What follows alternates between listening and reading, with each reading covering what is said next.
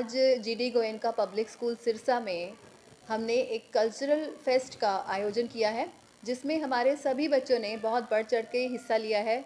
हमारे कुछ बच्चों ने डिफरेंट डिफरेंट स्टेट्स को, भारत के जितने स्टेट्स हैं उनको प्रेजेंट किया है, वहाँ का क्या कल्चर है, वहाँ का क्या फूड सिस्टम है, उस स्टेट की क्या स्पेशलिटी है, किस तरह के डांस हैं, वो उन्होंने वहाँ पर प्रेजेंट किया है।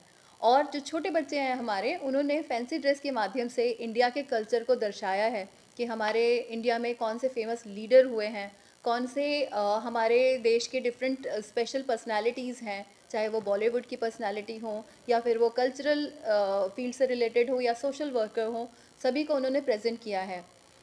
तो इस तरह का प्रोग्राम हमने आज ऑर्गेनाइज़ किया है। पेरेंट्स का बहुत पॉजिटिव रिस्पांस मिल रहा है। मैं तो यहाँ देख रही हूँ जब से मैं आई हूँ कि किसी भी तरह की एक्टिविटीज़ हों, बच्चे इतनी बढ़ चढ़ के हिस्सा लेते हैं और ये मोटिवेशन उनको टीचर्स से, स्कूल से तो मिल ही रहा है, पेरेंट्स के सपोर्ट से भी मिल रहा है। क्योंकि मेरा ये मानना है कि एजुकेशन खाली पढ़ाना बुकिश लैंग्वेज नहीं है, बुकिश ज्ञान नहीं है, नॉलेज नहीं है। पढ़ाने का मतलब है, एजुकेशन का मतलब है कि उस ज्ञान को कैसे यूज़ करना है, अपनी रियल लाइफ में कैसे इम्प्लीमेंट करना है।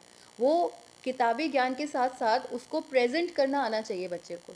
तो यही हमारी हमेशा एक प्रयास रहता है कि बच्चे जो हैं, जो नॉलेज उन्होंने बुक से ली है, टीचर्स ने उनको जो नॉलेज दी है, उसको वो कैसे प्रेजेंट करें। वो बोलेंगे, वो बोलने के माध्यम से, अपने बॉडी लैंग्वेज के माध्यम से, अपने कॉन्फिडेंस के माध्यम से ही वो दर्शा सकते हैं। तो यही पेरेंट्स का फीडबैक इसलिए हमें बहुत अच्छा मिल रहा है, बहुत ज़्यादा सक्सेसफुल हुआ है हमारा ये प्रोग्राम। सर, मैं तो ये बोलूँगी कि कोरोना टाइम के बाद एक पढ़ाई का स्वरूप बदला तो ज़रूर है, लेकिन अगर हम उसका एक पॉजिटिव साइड देखें तो हमें एक नई दिशा भी मिली है। हमें ये भी पता चला है कि खाली ऐसा नहीं कि क्लासेस में बच्चा बैठा होगा तभी वो कुछ सीख सकता है, वो घर बैठे बैठे भी सीख सकता है। बच्चों ने ये सीखा कि हम, टेक्नोलॉजी हमारे हाथ में है, हम इंडिपेंडेंट हैं उस टेक्नोलॉजी को यूज़ करने के लिए, लेकिन उसे सही दिशा में यूज़ करेंगे तो हम बहुत आगे निकल जाएंगे, और उसे गलत दिशा में हम यूज़ करेंगे तो कहीं ना कहीं हम पीछे रह जाएंगे। तो ये भी हमारे बच्चों ने सीखा है। तो अब टाइम के साथ हमें भी बदलना ज़रूरी है, ब्लेंडेड अप्रोच की तरफ हमें जाना ज़रूरी है। टेक्नोलॉजी और बुक्स दोनों को मिला के हमें सब कुछ सीखना ज़रूरी है, ठीक है ना। लेकिन साथ साथ के साथ हमें अपनी रूट्स से कनेक्टेड रहना भी ज़रूरी है। हम ऐसा ना हो कि हम टेक्नोलॉजी के पीछे भागते भागते ऐसी जगह पहुंच जाएं जहां से हम अपने मूल, जो हमारी रूट्स हैं, उससे हम कहीं ना कहीं डिस्कनेक्ट हो जाएं। तो इसी वजह से हमने ये प्रोग्राम ऑर्गेनाइज़ किया कि एटलीस्ट बच्चों को इंडिया के कल्चर से रिलेटेड, हमारे भारत का क्या कल्चर है, इतना खूबसूरत जो ये कल्चर है, उसको वो जाने और उसको प्रेजेंट करें। अब आज हमारे बच्चे डिफरेंट डिफरेंट स्टेट्स को प्रेजेंट कर रहे हैं, तो उस स्टेट के बारे में तो उन्हें नॉलेज मिली ही है, साथ के साथ उनके जो और कंपेनियंस हैं वो दूसरे स्टेट को प्रेजेंट कर रहे हैं, तो उससे उनको उसकी भी नॉलेज मिली है।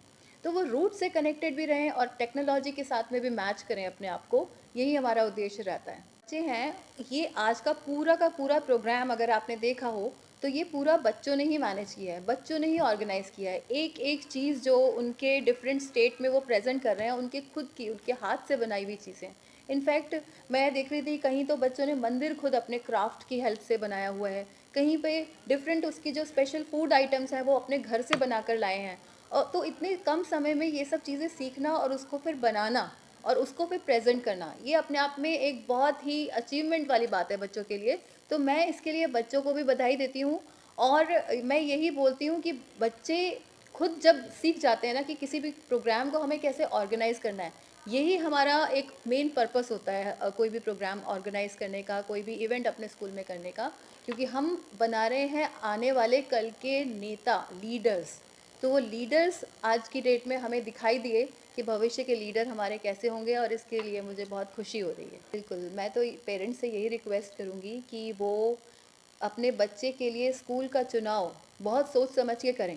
पहले तो वो स्कूल में ये देखें कि स्कूल के बच्चे कैसे हैं, स्कूल के बच्चे किस तरह से अपने आप को प्रेजेंट करते हैं, सोसाइटी में उनका कैसा एक रूप देखने को मिलता है। खाली एकेडमिक में तो वो बच्चा अच्छा होगा ही, लेकिन साथ साथ में वो जो है वो और करिकुलर एक्टिविटीज़ में भी अपना अचीवमेंट दे रहा है या नहीं दे रहा है। तो बच्चा अगर अच्छा काम कर रहा है, स्कूल एफर्ट कर रहा है उसके साथ में, टीचर्स उसके साथ में पूरी तरह से मेहनत कर रहे हैं, तभी बच्चा आगे बढ़ के जा रहा है। तो मैं तो सभी पेरेंट्स से ये रिक्वेस्ट करूँगी कि वो GD Goenka public school Sirsa में विज़िट ज़रूर करें।